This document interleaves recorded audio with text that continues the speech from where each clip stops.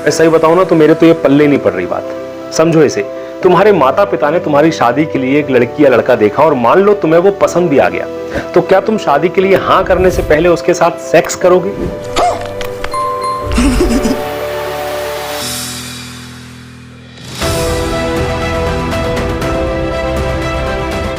तुम दोनों बिस्तर पर कितना बढ़िया पेश आते हो, तुम्हारी फिजिकल इंटीमेसी कितनी अच्छी है, सही से सब कुछ हो पा रहा है नहीं? क्या तुम शादी और सगाई से पहले जिस लड़की या लड़के को पसंद करोगे उसके साथ सेक्स करके ये सब चीजें चेक करोगे? फिर वो लड़की या लड़का समझ में नहीं आया तो फिर दूसरा लड़का या लड़की देखोगे और फिर वही सब करोगे चेक करने के लिए कि सब कुछ सही है या नहीं? अरे कहना क्या चाहते हो? आज तुम सोच रहे होगे कि मैं कैसी बहकी बहकी बातें कर रहा हूँ, लेकिन अभी 2-3 दिन पहले मैंने एक मूवी की कुछ क्लिप्स देखी। नाम नहीं बताऊंगा फिल्म का, क्योंकि ऐसी घटिया फिल्म का नाम यहाँ लेकर क्यों प्रचार करूँ उसका। हालांकि तुम में से कुछ लोग जानते होंगे कि मैं किस फिल्म की बात कर रहा हूँ। खैर, फिल्म में एक सीन आता है जिसमें लड़की वालों का घर है। घर में 2 परिवार बैठे हुए हैं, एक लड़की वाले एक लड़के वाले। लड़का लड़की बैठे हैं, दोनों के माँ बाप बैठे हैं। सगाई और शादी की तारीख निकालने की बात चल रही है कि तभी बात रोककर लड़की की दादी सबके सामने लड़की से यानी अपनी ही पोती से पूछती है कि भाई क्या तुम दोनों ने आपस में सेक्स किया? गजब बेइज्जती है। लड़का लड़की दोनों के माँ बाप चौंक जाते हैं और दादी से कहते हैं कि ये क्या बकवास है। तब दादी कहती है कि शरीर माउंट फूजी ज्वालामुखी की तरह है, जब तक ये फटता नहीं है तब तक इसको शांति नहीं मिलती है। तू समझा? हाँ। नहीं, तू समझा नहीं।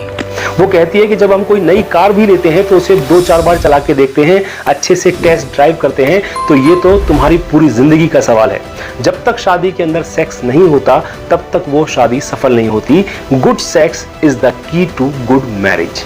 अच्छा। सो एनीवे, फिल्म में दादी सबके सामने दोनों बच्चों को ये समझाती है एंड आफ्टर दैट एक दिन वो लड़का लड़की सेक्स भी करते हैं। फिर एक दिन लड़की घर आती है और दादी उससे पूछती है कि हुआ कि नहीं। लड़की शर्मा कर कहती है कि हुआ। प्यारी समझ गई। तो दादी कहती है कैसा रहा? लड़की कहती है नाइस। तो दादी और कूल देखिए इसलिए बोलती है कि नाइस तो बिस्कुट होता है जिसमें चीनी लगी होती है। फिर पूछती है कि ये बता कि माउंट फूजी ज्वालामुखी दोनों का फूटा कि नहीं। लड़की कुछ बोलती है कि दादी फर्स्ट टाइम था वगैरह वगैरह। अरे यानी मनोरंजन के नाम पर, मॉडर्नाइजेशन के नाम पर, फ्रैंक होने के नाम पर क्या क्या दिखाया जा रहा है? कुछ भी। घर की सबसे मुख्य दादी शादी से पहले, वो भी अपनी ही पोती से, वो भी अभी तक लड़का सिर्फ पसंद आया है, फाइनली हुआ है, उसके बारे में पोती से वाहिया सवाल पूछ रही है कि टेस्ट ड्राइव कैसी रही, दोनों को प्लेजर आया कि नहीं। क्या है ये? कौन लिखता है ऐसे डायलॉग? कौन है ये लोग? कहां से आते हैं? सच में क्या सोचकर लिखे जाते हैं कि ऐसे डायलॉग लिखेंगे फिल्म में और एक दादी फिल्म में ऐसा बोलेगी तो बड़ी कूल दिखाई देगी, मॉडर्नाइजेशन दिखाई देगा, आधुनिकता दिखाई देगी।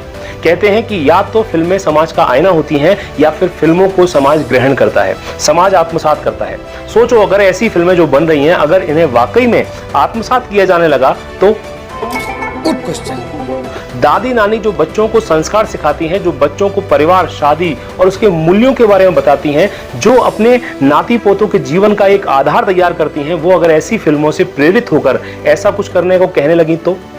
नहीं कह सकती या नहीं कहेंगी, इस बात से इनकार तो नहीं किया जा सकता कि नहीं नहीं ऐसा तो सिर्फ फिल्मों में होता है, ऐसा तो नहीं हो सकता। जब फिल्मों से अन्य कई चीजें आत्मसात की जा सकती हैं, सीखी जा सकती हैं, तो ये भी कब किसी के दिमाग में कि हम तो बड़ी मॉडर्न दादी हैं, कूल दादी हैं, ये सोचते हुए घुस जाए ये बात, क्या पता। बात तो सही है।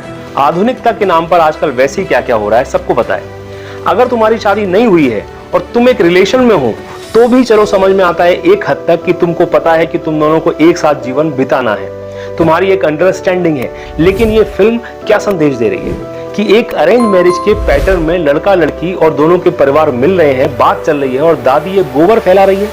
इतने तेजस्वी लोग हैं हमारे पास, कितने शानदार विचार रखते हैं जी। कहते हैं ना कि गाय जब भी पूंछ उठाती है तो गोबर ही करती है, वही हाल इस फिल्म में दादी का रोल निभा रही नीना गुप्ता का है।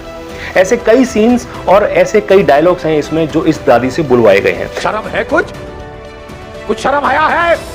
फिल्म में लड़की का पिता अपनी माँ से यानी उस लड़की की दादी से कहता है कि अगर इसको 6-7 लड़के पसंद आएंगे तो क्या ये सबके साथ टेस्ट ड्राइव करती रहेगी?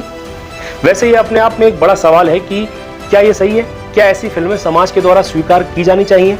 इस वीडियो को पूरा देखने के बाद आप इस पर अपनी राय कमेंट सेक्शन में जरूर दीजिएगा। मैं ये नहीं कहता कि शादी से पहले सेक्स गलत है या सही है, इसका फैसला पूरी तरह से सिर्फ उन 2 मैच्योर लोगों पर डिपेंड करता है, मैच्योर लोगों पर। मैं खिलाफ हूं एक्चुअली में इस मूवी के द्वारा जो नैरेटिव सेट करने की, जो ट्रेंड सेट करने की कोशिश की जा रही है उसके, कि जिन नानी दादी को हम अपने जीवन में एक अहम रोल अदा करते हुए देखते आए हैं, उन दादी नानी को यहां इस फिल्म में नए कंसेप्ट के साथ सिर्फ इसलिए दिखाया जा रहा है कि गर्ल पावर या वुमेन पावर के नाम पर, आधुनिकता के नाम पर, कूल दिखने के नाम पर कुछ भी उनसे करवाया जा सके। ये सही नहीं है। मुझे नहीं लगता कि कोई दादी नानी ऐसा करेगी, लेकिन फिल्मों से ही लोग सीखते भी हैं, इसलिए मुझे लगा कि मुझे इस पर वीडियो बनाना चाहिए।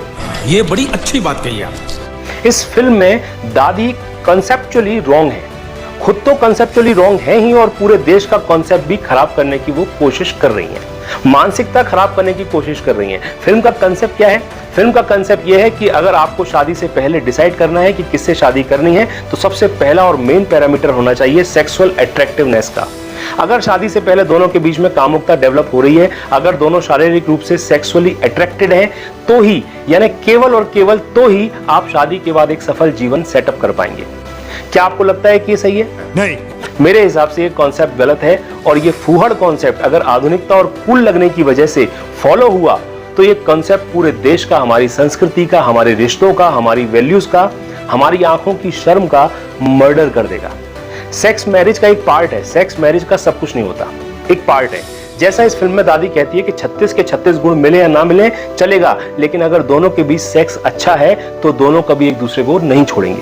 अच्छा। जबकि शादी में सेक्स के अलावा emotional commitment, financial commitment, mental commitment, spiritual commitment और फिजिकल कमिटमेंट, यानी एक को कुछ अगर हो जाए तो दूसरा उसका सहारा बन सके, ये कमिटमेंट रहती है। मैं कई लोगों को जानता हूं, कोई बहुत बीमार है, किसी को कैंसर है, किसी को लकवा मार गया है, तो उनकी बीवियां उनको छोड़ के तो नहीं चली जाती कि उनमें तो अब सेक्स करने जैसा कुछ रहा नहीं। शाबाश बेटा। सैकड़ों हजारों महिलाओं और पुरुषों की मैंने काउंसलिंग की है, सैकड़ों को अलग होते हुए देखा है, लेकिन इस आधार पर तो शायद कभी नहीं। इसके विपरीत आपने खुद ऐसे कई केसेस देखे होंगे जहां शायद रोज सेक्स होता होगा, लेकिन दारू पीकर गाली गलौज करके मार पिटाई होती थी। रोज सेक्स होता होगा, लेकिन एक दूसरे की भावनाओं को समझने का किसी के पास समय नहीं था। रोज सेक्स होता होगा, लेकिन कहीं कोई प्यार नहीं, कोई इमोशन नहीं। इन आधारों पर मैंने तलाक होते हुए, अलग होते हुए कपल जरूर देखे हैं। यही नहीं, अभी और सुनिए। तो कॉन्सेप्ट को क्लियर करो, और शादी के लिए जब भी आप किसी को चुनो तो इन सब पैरामीटर जो बताया, फिजिकल, इमोशनल वगैरह वगैरह के अलावा ये फिजिकल अट्रैक्टिवनेस का पैरामीटर भी ठीक है, होना चाहिए, लेकिन ये दादी वाला कॉन्सेप्ट नहीं कि सगाई और शादी से पहले ओयो रूम्स चले जाओ, होटल चले जाओ और टेस्ट ड्राइव कर लो। ये कॉन्सेप्ट ठीक नहीं है। क्या बात है। ये मेरा विषय था तो नहीं, लेकिन एक सोशल मोटिवेशन के चलते मैंने अपने विचार रखे। इसके बारे में आपके क्या विचार हैं? क्या ये सही दिशा में ले जा रहा है? क्या ऐसी फिल्में हमें स्वीकार करनी चाहिए? हालांकि कई लोगों ने, जिन्होंने ये फिल्म देखी होगी, उन्होंने सिर्फ हंसी में ही इसे निकाल दिया होगा। फिर भी मेरे इस वीडियो के आधार पर आप अगर अपना विचार खुलकर रख सकें तो अच्छा है। फिर मिलता हूं अपने अगले वीडियो में। फिलहाल इस सवाल के साथ आपको मैं छोड़ जा रहा हूं। मैं डॉक्टर शैलेंद्र सिंह। आपका दिन शुभ हो।